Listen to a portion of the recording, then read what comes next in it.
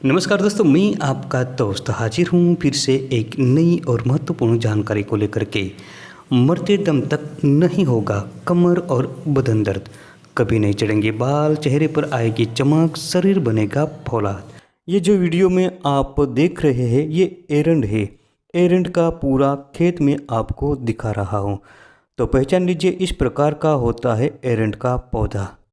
प्रकृति के खजाने में ऐसी अनगिनत कई प्रकार की जड़ी बूटियाँ होती हैं जिनकी हमें जानकारी नहीं होती, जिसके बारे में हम इसका लाभ नहीं ले सकते। एरंड एक ऐसी औषधि है जो अनेक प्रकार की बीमारियों को जड़ से खत्म करती है। ये पेट के कई रोगों को मिटाती है तथा चर्म रोगों का नाश करती है। ज़्यादातर भाषाओं में इसे एरंड ही कहा जाता है। इसका वैज्ञानिक नाम है रिसिनस कम्युनिस और अंग्रेजी नाम कैस्टर ऑयल प्लांट है। एरंड को तो सब लोग जानते हैं, इसकी खेती पूरे भारतवर्ष में की जाती है। एरंड का वृक्ष 3 से 5 मीटर तक ऊंचा होता है। इस पौधे पर झुमकों में फल लगते हैं और इसके बीजों की मिंगी से तेल निकाला जाता है जिसे एरंड तेल से जाना जाता है। इसे अंग्रेजी में कैस्टर ऑयल भी कहते हैं। ये औषधीय गुणों से भरपूर होता है। कई प्रकार की बीमारियों को एरंड तेल नष्ट करता है। इसके बीजों का तेल निरापद होता है, इससे किसी भी प्रकार का साइड इफेक्ट नहीं होता है और ये रेचक होता है। रेचक होने से पेट की कई बीमारियां दूर करता है।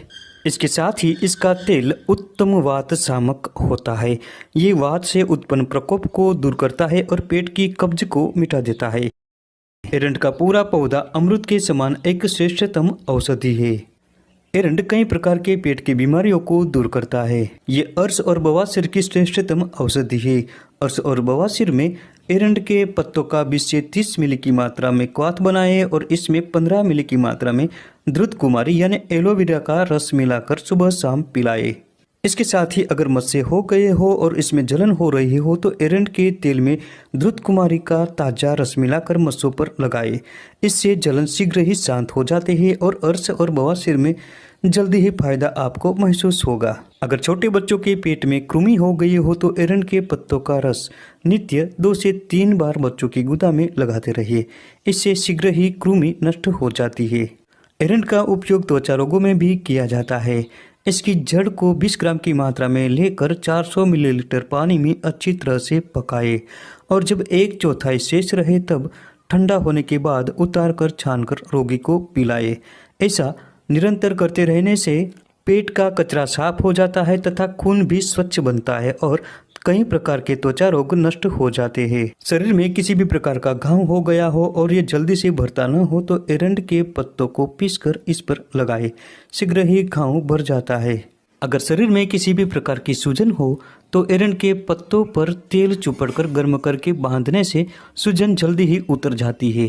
एरंड अकेला ही कई प्रकार की बीमारियों को नेस्त नाबूद करता है। इसके लिए आपको लाल एरंड 5 से 10 मिलीलीटर की मात्रा में लेना है और इसे दूध में मिलाकर रोजाना पीना है।